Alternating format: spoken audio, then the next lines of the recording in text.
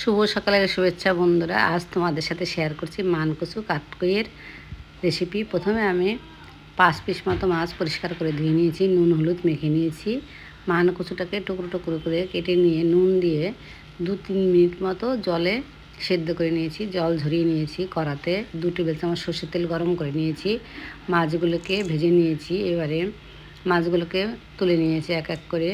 মাছগুলো ভাজা হয়ে গেলে ওই তেলের মধ্যে জিরে, তেজপাতা, শুকনো লঙ্কা ফোড়ন দিয়ে এবারে 2টো পেঁয়াজ কুচি দিয়ে একটু ভাজা ভাজা করে নিয়েছি। ভাজা ভাজা হয়ে এলে পেঁয়াজ, রসুন, আদা বাটা একসঙ্গে 2 চামচ মতো দিয়েছি। বেশ কিছুটা কাঁচা লঙ্কা আর টমেটো কুচি দিয়েছি 2টো। পরিমাণ মতো নুন হলুদ দিয়ে কাশ্মীরি মির্চ দিয়েও একটু কষিয়ে নিয়েছি। ভালোভাবে কষানো হয়ে গেলে এবারে কচুটাকেও দিয়ে আরও একটু কষিয়ে নিয়েছি। কষানো হয়ে এলে পরিমাণ মতন জল দিয়ে দিয়েছি, গরম জল দিয়ে জলটা ফুটে গেলে মাছগুলোকে দিয়ে দিয়েছি। দিয়ে 5-6 মিনিট মতো রান্না করে নিয়েছি। এবারে 1 চামচ মতো ভাজা জিরে গুঁড়ো দিয়ে নেড়ে চেড়ে আর উপর থেকে একটু ধনেপাতা কুচি দিয়ে নেড়ে চেড়ে নামিয়ে নিয়েছি। তাহলেই রেডি আমার দারুণ স্বাদের মানকচু কাটকই। এটা খেতে জাস্ট ফাটাফাটি হয়েছিল।